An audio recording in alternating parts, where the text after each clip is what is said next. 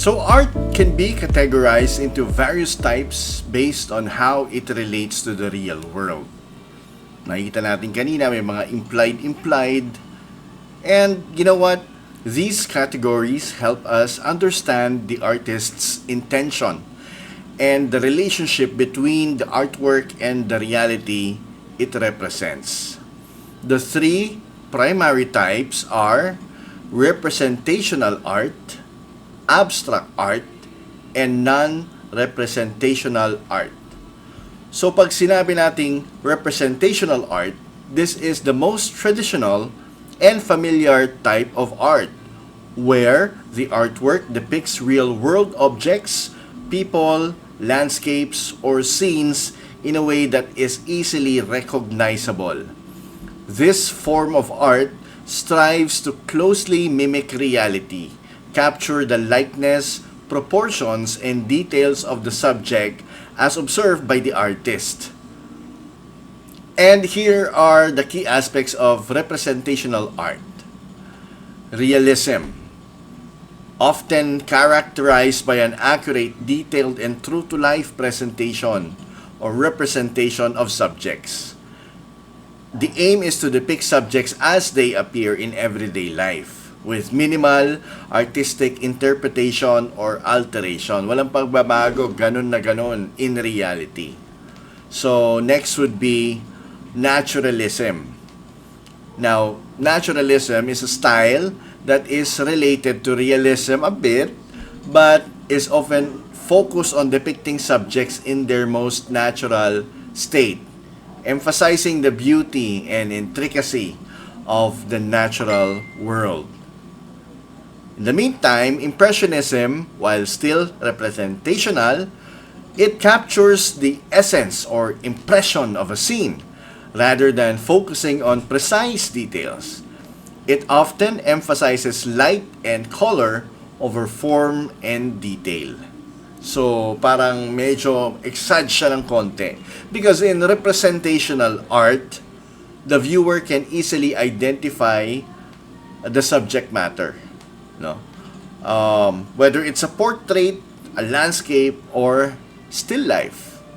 The artist's interpretation and style can vary, but the connection to the real world remains clear. The next one is abstract art. It represents a departure from reality in which artists modify or simplify real-world subjects, making them less recognizable or even completely unrecognizable. The purpose of abstraction is not to replicate the visible world, but to explore forms, colors, and compositions in a way na nagko-convey ng emotions, mood, or conceptual ideas. Abstract art can be partial abstraction.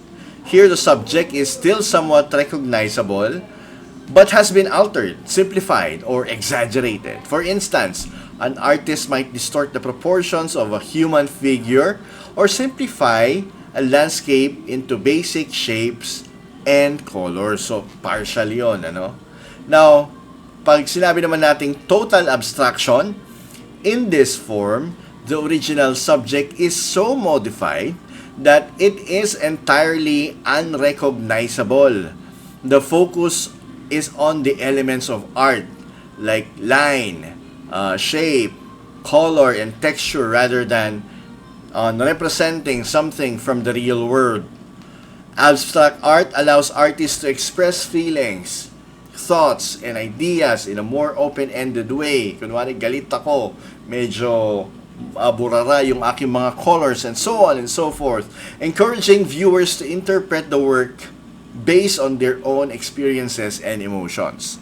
The intention behind abstract art is often to evoke a response or convey a concept rather than to depict a specific object or scene. And then the third one is non-representational art. It's also called as non-objective art. It is a form of art that completely breaks away from any reference to the real world. Walang ganun. Pero ginawa niya. In non-representational art, there are no recognizable objects, figures, or scenes. Instead, the artwork focuses purely on the formal elements of art, such as color, shape, line, texture, and composition, without attempting to represent anything outside of itself.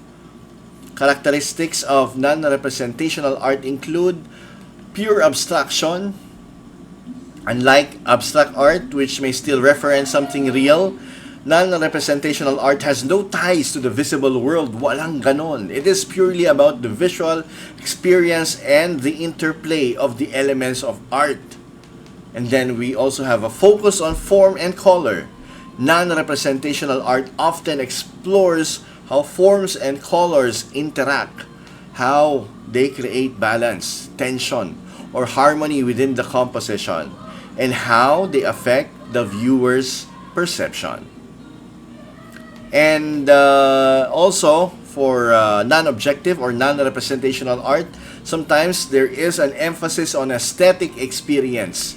The goal of non-representational art is often to provide a purely aesthetic experience, allowing viewers to engage with the artwork on a sensory level without the need for interpretation or interpretation of the subject matter.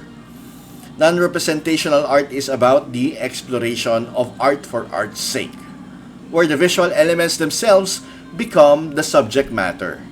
This form of art invites viewers to appreciate the composition, the color, the texture, and other elements without searching for a recognizable image or narrative. Again, walang ganon, pero because of art, nagkaroon na ng ganon. And it focuses more on your emotions, feelings, ganyan, no?